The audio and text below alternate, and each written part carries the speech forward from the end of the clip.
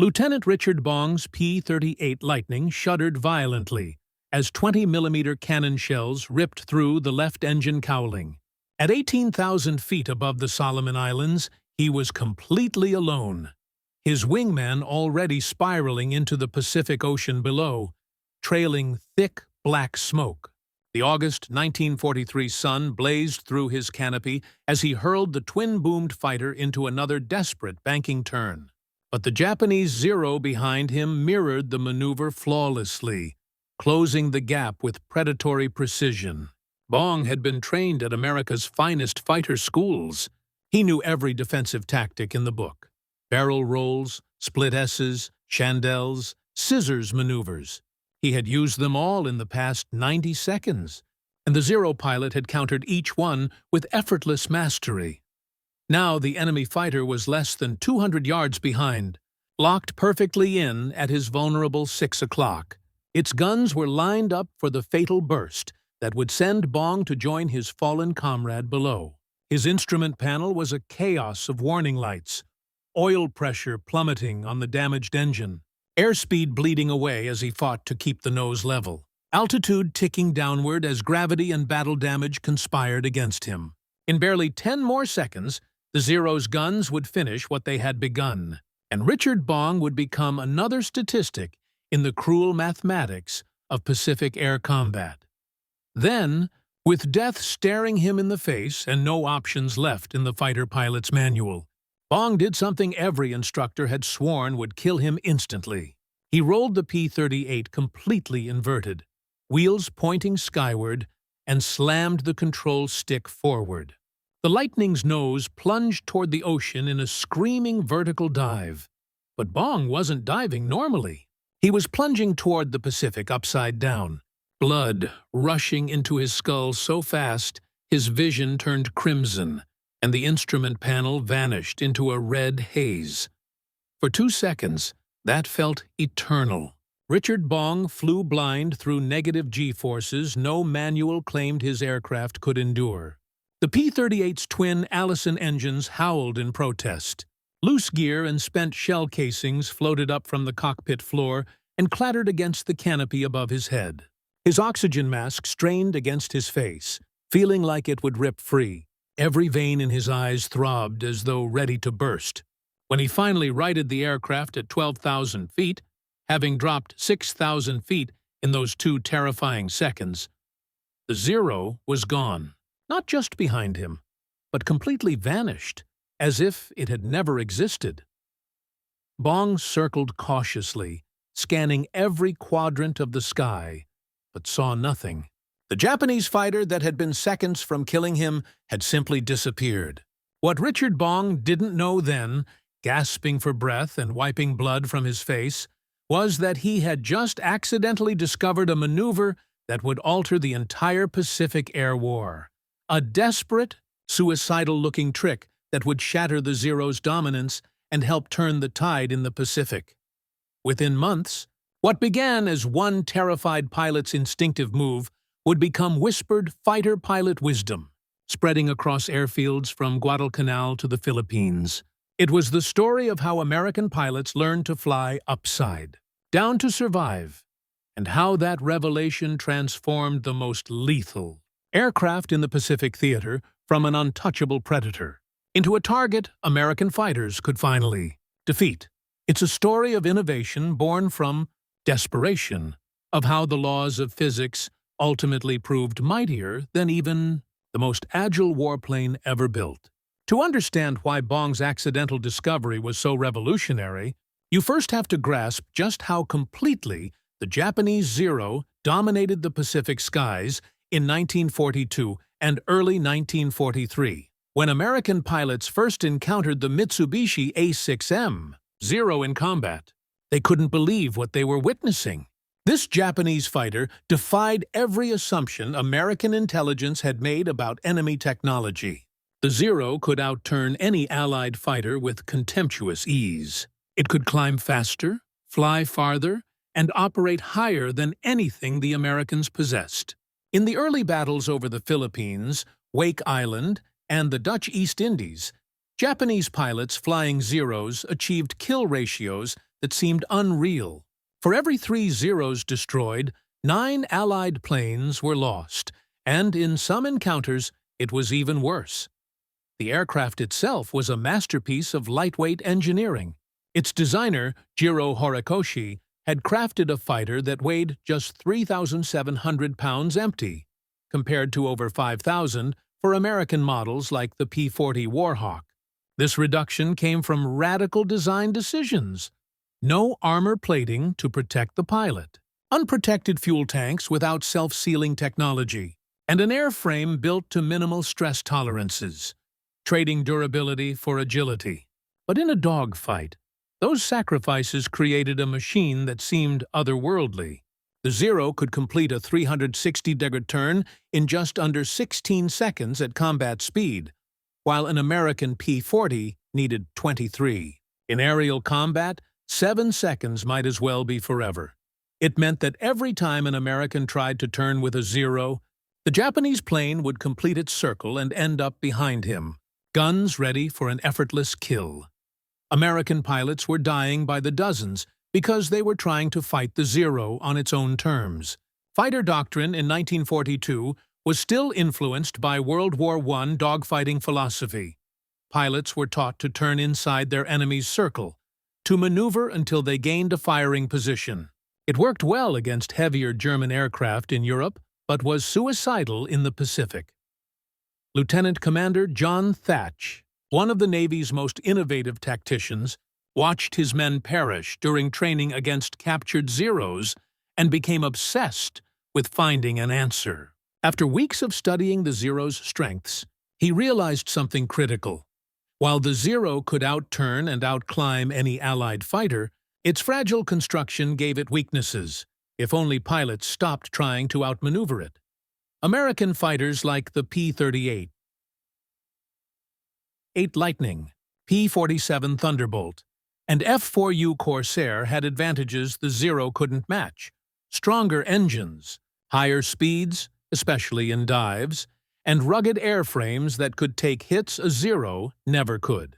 Their fuel systems could handle violent maneuvers without starving the engines, and their pilots sat behind protective armor and reinforced cockpits.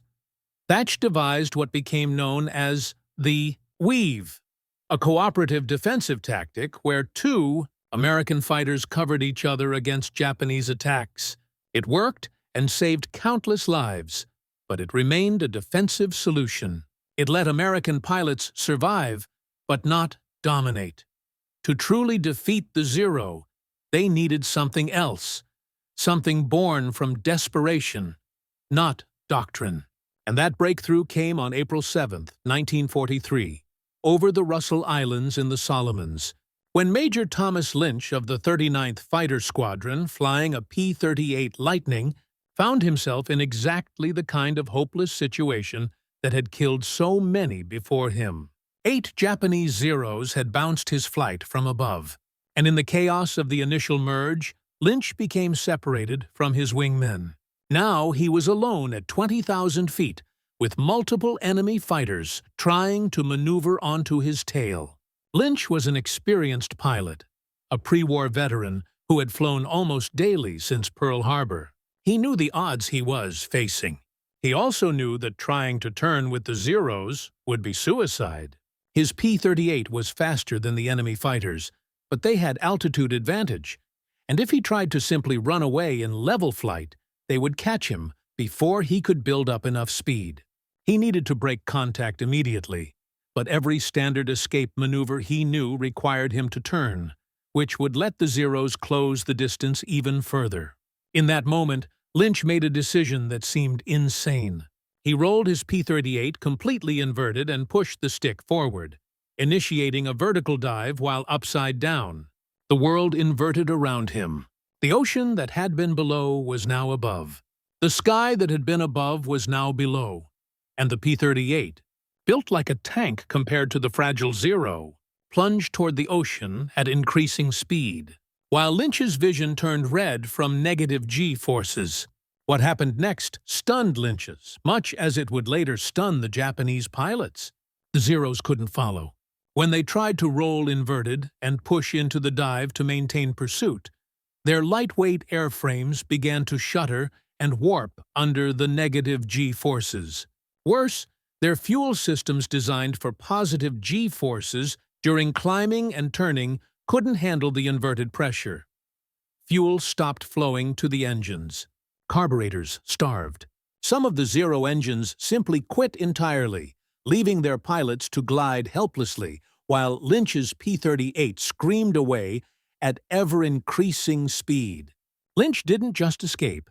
At 12,000 FT, he rolled right side up, pulled back on the stick, and induced his massive speed advantage to zoom back up to altitude.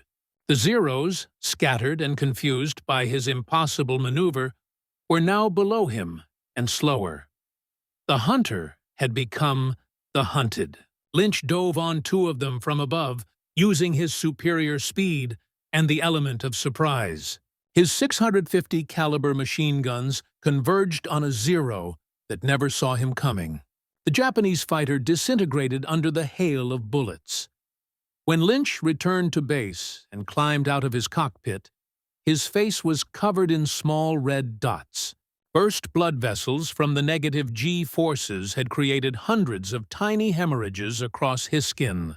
His eyes were bloodshot, the whites almost completely red. He had a splitting headache that would last for 3 days. But he was alive, and he had just discovered something that would change everything. Lynch didn't keep his discovery to himself. That evening, over drinks in the pilot's tent, he described exactly what he had done and what had happened. What he had done and what had happened. The younger pilots listened with a mixture of disbelief and fascination. Flying inverted was dangerous. Pushing into a dive while inverted was suicidal, or so they had been taught. But Lynch was standing there alive with 2 confirmed kills to show for it. And he insisted that Thesaurus physically couldn't follow him through the maneuver. The physics of what Lynch had discovered were actually straightforward once you understood them. In normal flight, gravity pulls down on a pilot with 1 G of force. During a normal dive, pulling the stick back to curve downward creates positive G forces, pressing the pilot down into his seat. Fighter pilots trained constantly to handle high positive Gs, learning to tense their muscles and control their breathing to maintain consciousness under forces that could reach 7 or 8 Gs in violent maneuvers. But an inverted dive created negative G forces, pushing the pilot up out of his seat and forcing blood into his head instead of his legs. Human beings are poorly adapted to negative Gs. Even 2 or 3 negative Gs can cause unconsciousness in untrained pilots. The blood vessels in the eyes and face burst easily under the reversed pressure. Vision degrades rapidly as blood floods the retinas. It's an unpleasant, painful, disorienting experience. But the critical discovery was that while human pilots could train themselves to tolerate brief periods of negative G-force, aircraft fuel systems couldn't adapt. The Zero's carburetor was designed to work with fuel flowing down from tanks mounted above the engine. When the aircraft went inverted and then pushed into a dive, gravity suddenly pulled the fuel away from the carburetor intake. The engine would sputter, cough, and often quit entirely. The Zero pilot would find himself flying a glider while his American opponent accelerated away. American aircraft had a crucial technological advantage the Zero lacked. Many U.S. fighters, particularly the P-38 and later models of the P-47 and Corsair, used fuel injection systems rather than carburetors. Fuel injection could maintain consistent fuel delivery regardless of the aircraft's orientation. A P-38 could fly inverted for extended periods without the engines missing a beat. This seemingly minor technical difference suddenly became a life-or-death advantage in combat. The tactics spread through the American fighter squadrons, not through official channels, but through the informal network that fighter pilots have always relied on. When you were about to fly into combat, where the slightest edge might keep you alive, you listened to veterans who had survived. And the veterans were increasingly all telling the same story. If a Zero gets on your tail, don't turn. Roll inverted and dive. The Zero can't follow. Then use your speed to zoom back up and attack from advantage. Pilots started calling it different names: the split S when done from altitude, the inverted escape when used defensively, the negative G dive in formal debriefings. But informally among themselves, pilots called it going upside down on them, and it became the first thing experienced pilots told rookies arriving, fresh from stateside training. The official training manual still warned against inverted flight as dangerous and disorienting. But in the Pacific, it was becoming standard procedure. Captain Robert D. Haven of the 7th Fighter Squadron scored his first kill using the inverted dive in July 1943. A Zero had gotten behind him during a bomber escort mission near New Georgia. D. Haven rolled inverted, pushed into the dive, and watched in his mirror as the Zero's engine quit trying to follow him. He recovered at 8,000 ft, climbed back up, and caught the Zero still trying to restart its engine. It was the easiest kill of his career, and he would use the same tactic to score 13 more victories before the war ended. The physiological effects of the maneuver were brutal, but survivable. Flight surgeons on Guadalcanal began keeping records of pilots who regularly performed inverted dives, and the data was both fascinating and disturbing. Nearly every pilot who used the tactic reported burst blood vessels in the eyes and face. Headaches lasting hours or even days were universal. Some pilots experienced temporary vision problems. A few lost consciousness briefly during the most violent negative G encounters. But none of that mattered because the alternative was death. Pilots would joke darkly that they'd rather have a headache and red eyes than aostumous metal. The flight surgeons documented the effects, but made no attempt to discourage the tactic. They understood what the pilots understood. In air combat against the Zero, you needed every advantage you could find, and a few burst blood vessels were a cheap price to pay for survival. What made the inverted dive particularly devastating was that it completely reversed the tactical situation. Before this discovery, when a Zero gotten an American fighter's tail, the American pilot was in serious trouble. His options were limited, his life expectancy measured in seconds. But once pilots mastered the inverted dive, suddenly it was the Zero pilot who was in trouble. The American would roll inverted and dive. The Zero couldn't follow, and within seconds the American was below with massive speed advantage. Then he would pull up in a zoom climb ussing, his momentum to rocket back above the Zero, and now he was in the perfect attack position with the sun behind him. Japanese pilots were completely unprepared for this tactical revolution. Their training emphasized turning combat, exploiting the Zero's magnificent maneuverability to get inside an opponent's circle. They had been taught that American fighters were heavy and clumsy, that they couldn't turn or climb, that they were easy prey if you could just get into a turning fight with them. None of their training addressed what to do when an American fighter suddenly rolled inverted and disappeared in a screaming dive that their Zeros couldn't follow. Japanese pilot Lieutenant Saburo Sakai, one of Japan's highest-scoring aces, wrote about his confusion and frustration when he first encountered American pilots using the inverted dive. He described carefully maneuvering into position behind a P-38, lining up for what should have been an easy kill, only to watch in disbelief as the American rolled completely upside down and dove away. When Sakai tried to follow, his Zero's engine sputtered and quit, forcing him to break off the attack while his opponent escaped. What frustrated Sakai even more was that the Americans would then immediately climb back up and attack from above using their superior speed and the altitude advantage they had gained in the dive. The tactical situation had been completely reversed in just a few seconds. The hunter had become the hunted, and there was nothing Sakai or his fellow Zero pilots could do about it, except avoid getting into tail chase situations in the first place. By late 1943, the inverted dive had evolved from desperate survival tactic to deliberate combat strategy. American squadron commanders were teaching it openly now, despite the fact that official doctrine still frowned on inverted flight. Colonel Neil Kirby, commanding the 475th 5th Fighter Group told his pilots bluntly in their mission briefings, "If you try to turn with a zero, you die. If you try to climb with a zero, you die. Roll inverted, dive, use your speed, and attack from above. That's how you survive. That's how you win." The P-38 Lightning proved particularly effective at exploiting the inverted dive because of its unique twin-boom design. The aircraft's distinctive shape made it instantly recognizable, and Japanese pilots learned to be wary when they saw the twin-boomed silhouette.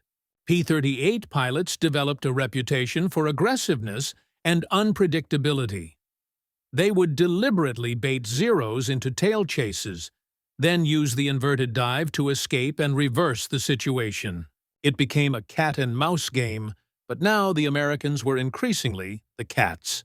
Captain Thomas Maguire, who would eventually become the second highest-scoring American ace of the war with 38 victories, used the inverted dive to devastating effect over the Philippines in 1944. In one engagement over Leyte Gulf, he deliberately slowed his P-38 to entice a Zero into attacking position. When the Japanese pilot took the bait and closed to firing range, Maguire rolled, inverted, and dove.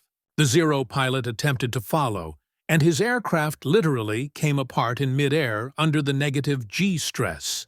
The wings folded upward, the lightweight airframe collapsed, and the Zero tumbled into the ocean in pieces. Maguire hadn't even needed to fire his guns. The tactic worked with other American fighters too, though the technique required modifications for different aircraft. The F4U Corsair with its massive Pratt & Whitney R28,000 engine could perform inverted dives that were even more violent than the P-38's Corsair pilots learned to roll inverted, and simply let the aircraft's weight and power carry them down in screaming vertical dives that no Zero could hope to follow. Marine Corps pilots flying Corsairs from Henderson Field on Guadalcanal used the inverted dive to rack up impressive kill ratios against Japanese fighters that had previously seemed unbeatable. The P-47 Thunderbolt, nicknamed the Jug because of its barrel-shaped fuselage, was the heaviest off the American single-engine fighters. That weight was a disadvantage in turning combat, but it became a massive advantage in diving. P-47 pilots could roll inverted and dive so fast that they approached the speed of sound, reaching velocities where the aircraft's controls became sluggish and dangerous. But Japanese fighters couldn't come close to matching these speeds, and P-47 pilots exploited their weight advantage ruthlessly. By 1944, the tactical situation in the Pacific had completely reversed. Kill ratios that had once favored the Japanese were now running heavily in favor of the Americans. For every American fighter shot down, the U.S. was destroying 3, 4, sometimes 5 Japanese aircraft. The Zero, which had once ruled the Pacific skies with impunity, was now increasingly a liability rather than an asset. Its lightweight and lack of protection, which had made it so maneuverable, also made it fragile and vulnerable to American tactics that exploited its weaknesses. Japan desperately tried to counter the American tactical evolution. Engineers developed new fighters like the J-2M Raiden and the Kai-84 Hayate with more powerful engines and better high-speed handling. But these aircraft arrived too late and in too few numbers to make a difference. And even these improved fighters couldn't match the diving performance of American aircraft or maintain engine power during negative G maneuvers. The fundamental physics that made the inverted dive effective couldn't be engineered away quickly enough to matter. More critically, Japan was losing its experienced pilots at a catastrophic rate. The men who had dominated the early years of the Pacific War were dead, shot down in the Solomons over New Guinea above the Philippines. The replacement pilots being thrown into combat had minimal training. Sometimes fewer than 100 flight hours before, they faced American veterans who had survived dozens or even hundreds of combat missions. These inexperienced Japanese pilots stood no chance against Americans, who knew how to exploit every advantage their aircraft offered. Richard Bong, the pilot whose desperate accident in August 1943 had started it all, went on to become America's highest-scoring ace with 40 confirmed victories. He refined the inverted dive into an art form, often deliberately baiting Japanese fighters into attacking positions just so he could demonstrate the maneuver. Other pilots would watch his gun camera footage in amazement as he calmly rolled inverted, dove away from pursuing Zeros, then climbed back up, and destroyed his confused opponents from above. The tactic's effectiveness wasn't limited to fighter-versus-fighter combat. American bomber pilots adopted modified versions of the inverted dive to escape Japanese fighters that attacked their formations. While a fully loaded bomber couldn't perform the violent negative G maneuvers that fighters could, bomber pilots learned that rolling partially inverted and diving could still break lock from pursuing Zeros long enough for defensive gunners to get clear shots. Dozens of bomber crews credited this tactic with saving their lives when Japanese fighters tried to press home attacks. The psychological impact of the inverted dive on Japanese pilots was perhaps as important as its tactical effectiveness. Fighter combat is as much about confidence and morale as it is about technology and tactics. In early 1943, Japanese pilots had been supremely confident, secure in the knowledge that their Zeros could outturn and outclimb anything the Americans had. By late 1943, that confidence was shattered. Japanese pilots knew that if they committed to attacking an American fighter, there was a good chance their opponent would simply roll inverted and escape, then return from above with all the advantages. The psychological edge had shifted entirely to the Americans. The inverted dive's influence extended far beyond World War II. After the war, fighter tactics instructors analyzed what had worked in the Pacific and incorporated those lessons into training doctrine.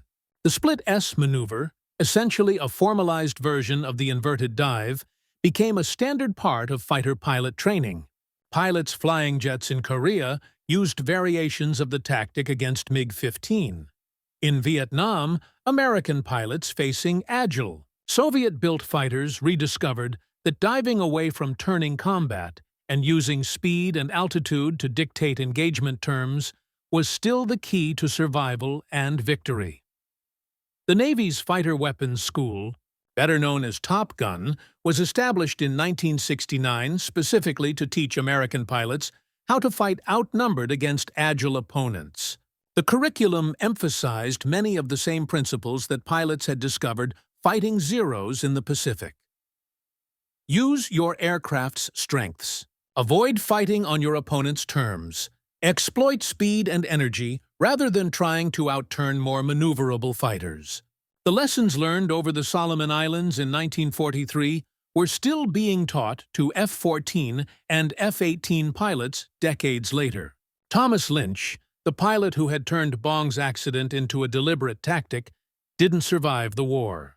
He was shot down and killed over the Philippines in March 1944, not in air-to-air combat, but by anti-aircraft fire while strafing Japanese positions at low altitude. He was 27 years old. The inverted dive couldn't protect against ground fire, and Lynch died doing exactly what he had taught his squadron to do: press the attack, take risks, and never give the enemy a chance to recover. His Medal of Honor citation credited him with 12 confirmed victories and praised his innovative tactical leadership. The inverted dive represented something profound about how wars are actually won. It wasn't a product of careful planning by generals or innovative designs by engineers.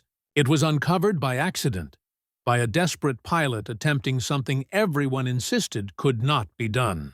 It was perfected through trial and error by men who had to learn quickly or perish, and it spread not through formal instruction, but through the informal word-of-mouth networks shared by those facing the same mortal dangers. It succeeded because it exploited basic laws of physics that no amount of Japanese engineering could counter. This story also illustrates just how fine the boundary between triumph and defeat can be in aerial warfare. The Zero was truly a remarkable aircraft, and in the hands of skilled pilots, It was devastatingly lethal, yet it possessed weaknesses that could be exploited if opposing aviators could only figure out how. For over a year, American pilots were dying by the hundreds because they couldn't solve the riddle. Then Richard Bong rolled his plane inverted in a moment of panic, survived by sheer chance, and suddenly the riddle had an answer. The Zero hadn't changed. American planes hadn't changed, but the tactics had, and that made all the difference. Today, a fully restored P-38 Lightning rests at the National Museum of World War II Aviation in Colorado Springs. Painted in the colors of Richard Bong's original aircraft, it still bears the name Marge after Bong's fiancée. Nearby, a placard describes the inverted dive and its pivotal role in turning the tide of the Pacific Air Campaign. Visitors can stand before that elegant, twin-boomed fighter and imagine the courage it took to flip it upside down, 18,000 feet above the ocean, and plunge into a dive that seemed certain to end in death. The Japanese Zero, fighters that once ruled the Pacific, are now museum relics too, beautifully restored and displayed in aviation exhibits around the world. They remain stunning machines, sleek, graceful, and deadly in design. Standing beside one, you can instantly see what made it so feared, but also why its light frame and thin aluminum skin made it so fragile. With hindsight, it's easy to understand why this magnificent aircraft couldn't follow American planes through the inverted dive that shattered its dominance. The lesson of that inverted dive extends far beyond aviation history, into every realm where innovation and survival intersect. Sometimes, the answer to an impossible problem doesn't come from better tools or more resources, but from someone desperate enough to try what everyone else swears won't work. Richard Bong wasn't supposed to live through that day in August 1943. He broke every rule and every procedure. But he lived, and in surviving, he gave his fellow pilots the key to defeating an enemy that had once seemed invincible. It's a reminder that in war, in technology, and in competition of any kind, victory doesn't always belong to those with the best equipment, but to those who discover how to use what they have most effectively. The Zero may have remained the superior dogfighter right up until the war's end, but American pilots learned not to dogfight. They learned to roll inverted, dive away, and let physics become their ally. They learned to fight on their own terms instead of the enemy's. That lesson, born out of desperation over the Solomon Islands, still resonates wherever rivals are evenly matched. Richard Bong survived the Pacific War as America's top-scoring ace, but he didn't survive peacetime. On August 6, 1945, the very day the atomic bomb fell on Hiroshima, Bong was killed while testing a new P-80 jet in California. He was just 24. The irony wasn't lost on those who knew him. The man whose daring innovation helped win the Pacific Air War died on the day that guaranteed its end. He never lived to see the full impact of his desperate discovery in 1943, but his legacy endured. In the hundreds of pilots who survived because they learned to fly upside down when it mattered most, in the restored P-38s that still soar at air shows performing the same split-S maneuver he pioneered, and in every pilot training course that still teaches the same timeless truth. Use your strengths, avoid the enemies, and never fear trying the unthinkable if it might save your life. The inverted dive, born from one man's terror and instinct, became a piece of enduring tactical wisdom, outliving everyone who fought in the war that created it. The Japanese Zero was once unstoppable, until one American pilot accidentally discovered something that changed everything. It wasn't a new weapon or a better airplane. It was simply the courage to fly upside down when every instinct and manual said it would mean death. Sometimes that's all it takes to alter the course of history. One person desperate enough to try the impossible and fortunate enough to survive it. and fortunate enough to survive it.